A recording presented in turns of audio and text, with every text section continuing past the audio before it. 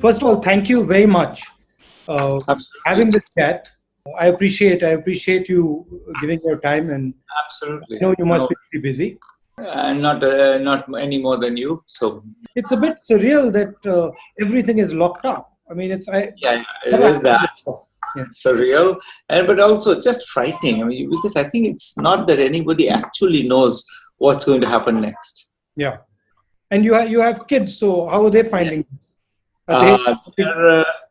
My daughter is a little stir crazy. She wants to be with her friends. My son, he's younger and he's more happy to have a parent at hand at all times, basically, etc. So for him, it's not a bad thing. But there is a full lockdown there, so they can't go out at all. Oh no, we can go out. We can walk around. There's no restriction on walking, for example, or cycling, or Okay. even driving. It's just you're not supposed to get together with more than I don't know, some number of people. Before I start, I've got a curiosity. Yeah, You got the Nobel Prize. Were you expecting it, or did it come out of the blue completely? completely came out of the blue. It was not. I mean, I think that it's one of these things that if you spend time worrying about it, you could obsess a lot. Yes. And I'm reasonably good at not obsessing about things that don't have an immediate impact on my life. So Yeah. I had no premonition or expectation or thought about it. It was completely a surprise. I mean, it was quite a big deal for us in India. You made us quite proud of. Thank you, but I mean, it's a big deal. I wasn't saying it's not a big deal. I just think that you can obsess about it, but it's not that there is a process for it that is understood by anybody. So whatever, anything can happen. So one of the main things I wanted to discuss with you is the impact of COVID and the lockdown and the economic devastation on our poor people, and how we should be thinking about it. I mean, we've had in India for some time a policy framework, particularly when we were in the UPA, of providing a sort of a floor for poor people, Narega, right to food, etc. And now a lot of that work is going to sort of fall by the wayside because we have this disease coming, and millions and millions of people are going to fall back into poverty. So this is something. I mean, how should one think about this? Right. So I think that these are kind of separable in my view, in the sense that I think that the real problem in the very short run is that these, I think, more good policies put in place by the UPA are inadequate. And the government, in a sense, absolutely embraced them. I mean, it was not that there was a particular partisan disagreement there. There was very clear that the UPA instruments will be used for doing whatever it is. I think what is harder to wrap one's head around is what do you do about the people who are not covered by that? And that's a lot of people, the migrants in particular. One of the ideas that was mooted, I think, in the last years of the UPA, but also embraced by the current government, was the idea that the Aadhaar would be made national and therefore would be used for PDS and other things. So the Aadhaar-based claims on PDS would be you would be eligible for it wherever you are. And that would have been wonderful to have that right now. Sort of looking back, I would say that would have saved a lot of misery, because I think a lot of people would have then gone to the local ration shop and said, here's my Aadhaar.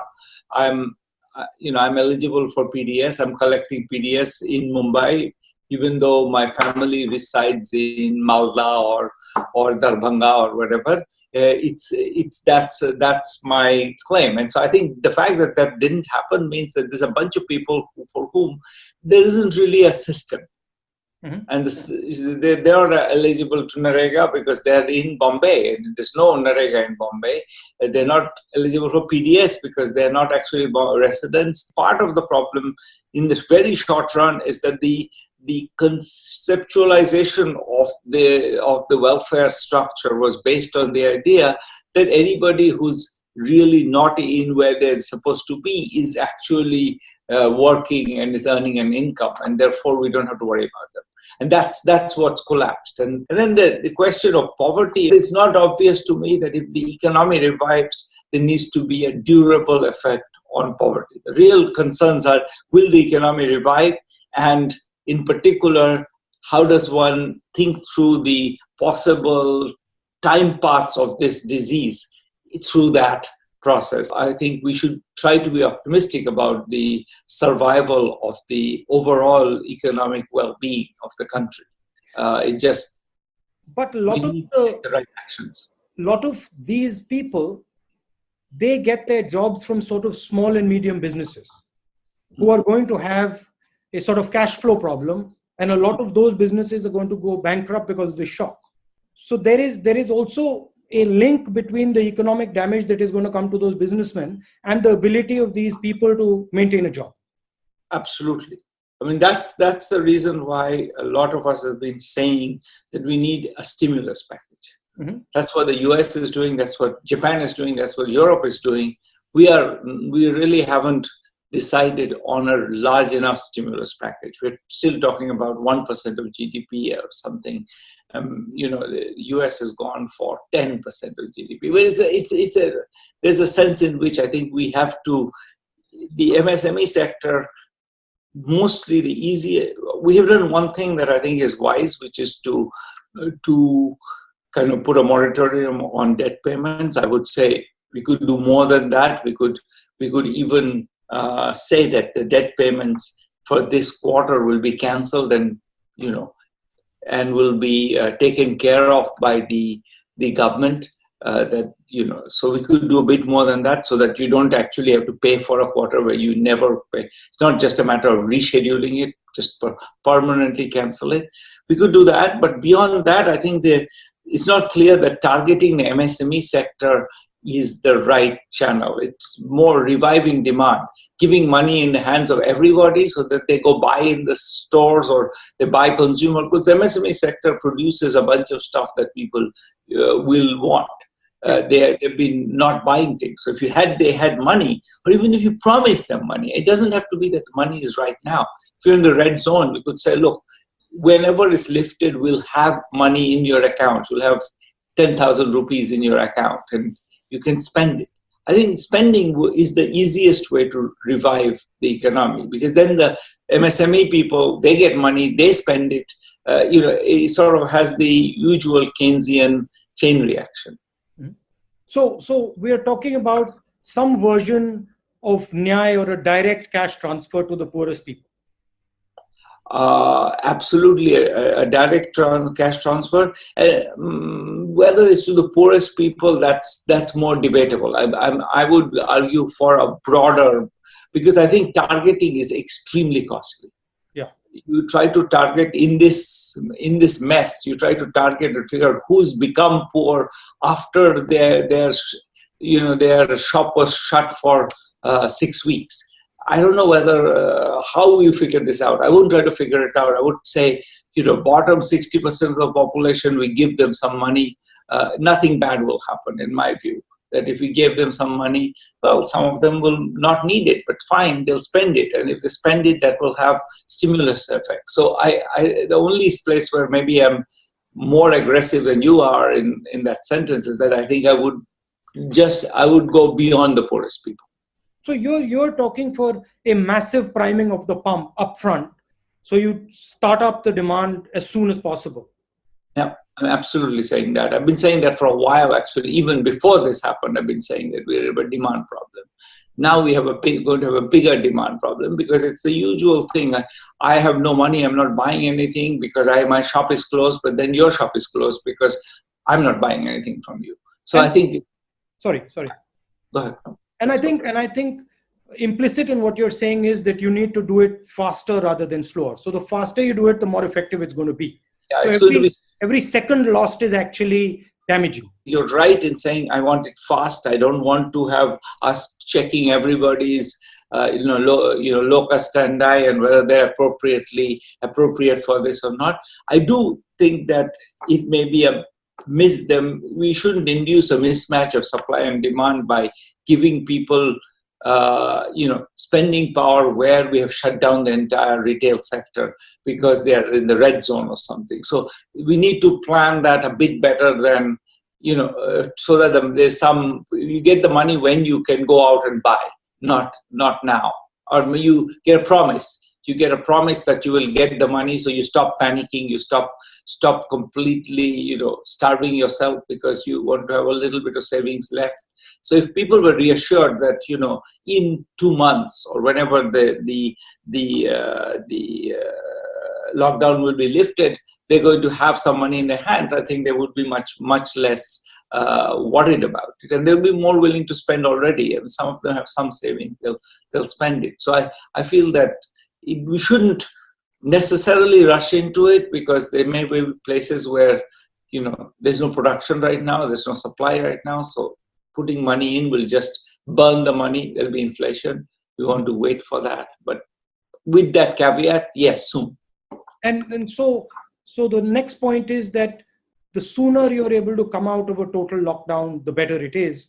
And then you need a strategy for that begins to sort of start up parts of the economy quickly. Otherwise, you've got the money is useless then. Correct. So I think sooner you come out of a lockdown, of course, depends very much on the disease. You don't want to take off the lockdown just when a lot of people are getting sick. So it's absolutely, that's absolutely right. We have to kind of be aware of the time path of the disease in taking that decision. The other thing that is slightly different in India is that the food issue and the scale of the food issue. Yeah. So we have large numbers of people who don't have ration cards. There's an argument being made, just hand out what is in the godams, because it's going to get more and more full as the harvests come in. So just move aggressively on that. What do you think of that? We in fact wrote an op-ed with Raghu, Rajan and Amartya Sen saying literally that, which is hand out temporary ration cards to anybody who wants one.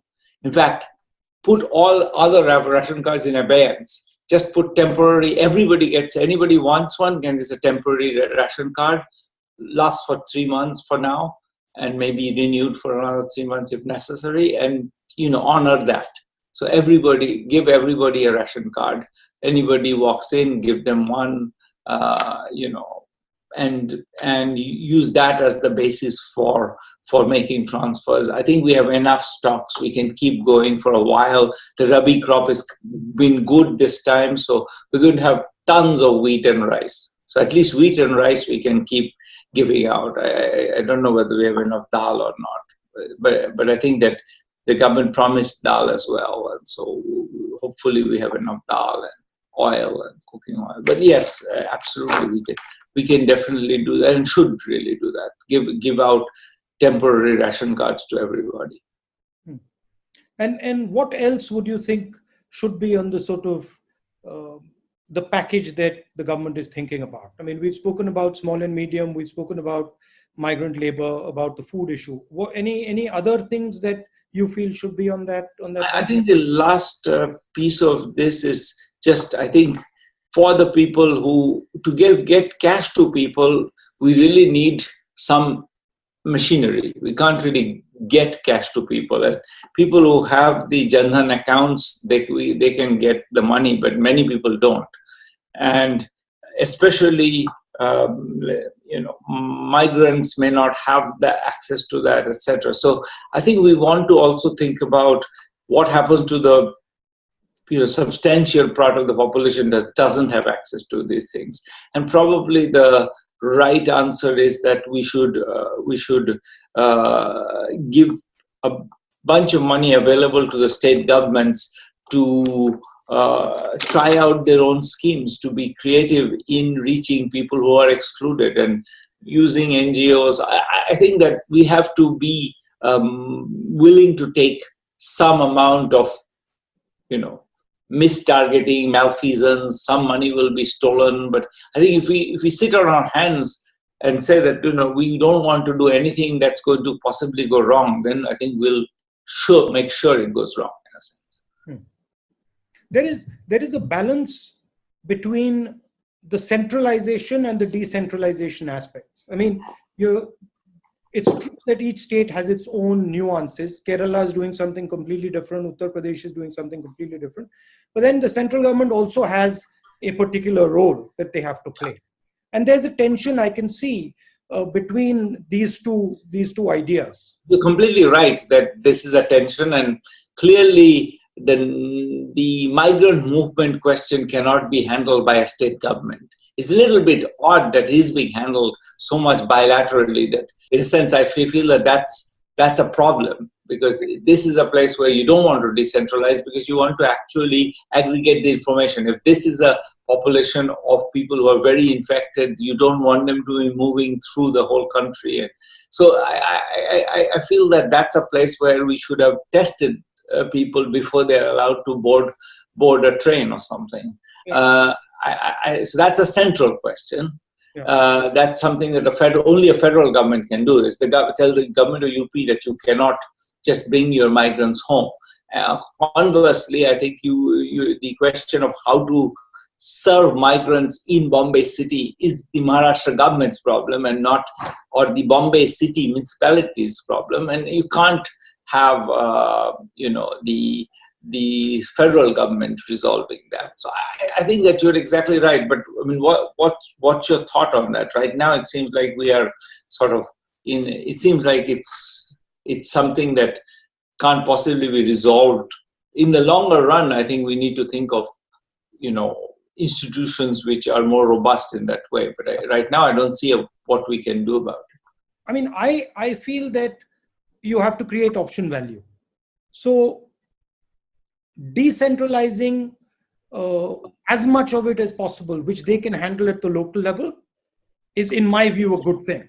So the tendency should be to sort of parcel out things that can be managed at the district level and at the state level. Of course, there are some things that, district magistrates can't decide about airlines and about, railways and stuff. So I feel that the big decisions should be national.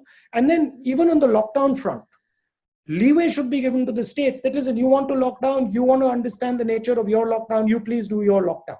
So you give option value to the state, and the state can say, okay, actually, I'll do this and I won't do that. And the risk sort of comes on the state, and then they manage it better. That would be how I would think about it. But I think the current government has a slightly different view. They prefer to sort of manage and see the thing and centralize the thing. I mean, there are two perspectives. I don't necessarily think one is wrong and one is right. I veer towards the decentralization. I think that's what I would have done, is announced a bunch of money available for proposing good schemes for reaching the poorest people, and let states innovate. I mean, this is really, and I think there are good NGOs in most states who can be brought into that process, and as you say, the district magistrates often have great ideas, and we might as well benefit from all of that. So, are there some experiences in other countries that you found interesting? So, I'll tell you one thing that Indonesia is doing right now. Indonesia has decided that it's going to give out, cash transfers, and it's going to give it entirely through a community decision-making process. So the community is going to decide who are the people who are needy, and choose them for the transfers. And I mean, we've worked with the Indonesian government on exactly this issue many years ago, and we find that it doesn't do any worse than the centralized targeting. Is you don't get captured by special interests or anything, and in fact, what you get is people make judgments about what is appropriate in a much more locally nuanced way.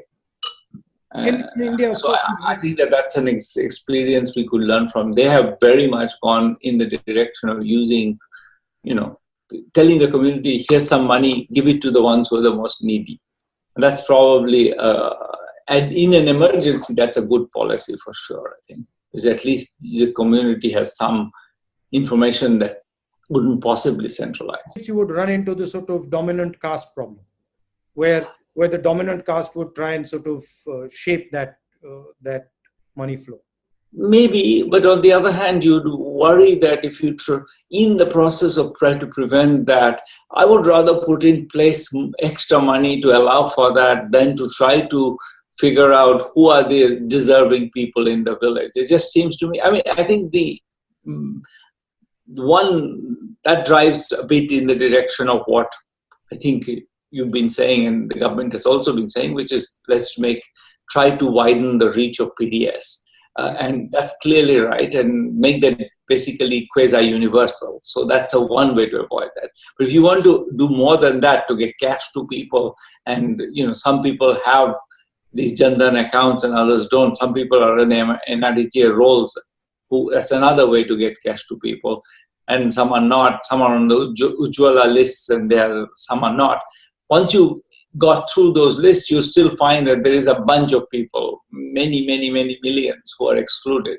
And how do you serve those people? And for that, it's clear that there should be some funds available to some very local authority who can identify those people and serve them. And I don't disagree with you that there might be elite capture of some form or the other.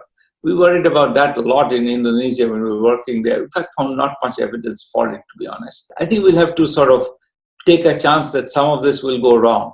But I think if we don't take a chance, we'll surely get it wrong. So be brave, basically. Yeah. Take risks because we are in a bad situation. When you're in dire straits, then I think being brave is the only option, really. Mm-hmm. And how do you see this thing playing out, once the disease washes out 6 months from now, from the poverty aspect?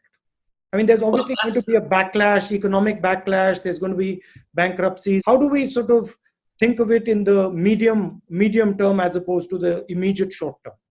Right. So that's sort of what we were talking about a little bit before, which is, this question of, I think, a demand shortfall. I think that's there are two concerns. One is how to avoid a chain of bankruptcies. Mm-hmm. And I think maybe writing off a lot of debt is the way to avoid that, as you had mentioned. The other one is a demand shortfall, and getting some cash into the hands of the population is the best way to kickstart the economy. The US is very aggressively doing that, and this is a Republican administration run by a bunch of financiers, in fact, and they are willing to do it where we should be willing. This is not run by like a bunch of socially minded liberals. It's run by people who used to work in the financial sector, but they've decided that just for economic survival of the economy, we need to pump money into people's hands. And I think we should take a cue from that. This is also changing the sort of balance of power in the world to an extent. That is also pretty clear. Yeah. How do you think about that? I think that both of them are right. I'm very worried for countries like France and Italy, which especially Italy, I think, had a fairly disastrous outcome, and partly that's a result of the state being the Italian state has been run by, really, not very, let's say, distinguished people for a while, and as a result, it's sort of the health system was on the last legs when this hit. The US moving much more in a nationalist direction is extremely frightening for the world, for the rise of China being a threat, but if the US starts reacting to it, it could be an extremely destabilizing threat. So I think that's that's something to worry about a lot. The undercurrent is that strong leaders can take on this virus. What is being sold is that it requires one man to charge into, against the virus. That's really the problem. That has been disastrous, as we know. I mean, the US and Brazil are two countries which are just messing up right and left. And these are two quote unquote strong men behaving like they pretending that they understand anything, but even what they say every day is kind of laughable. So we have this, if anybody wanted to believe in the strongman theory, this is the time to disabuse themselves. Thank you very much. And thank you. That was a pleasure. Please, when you're in India, let's have a cup of tea or something. Yes, that would be lovely. Yeah. And regards to everyone at home. Yes, likewise. And take care of yourself.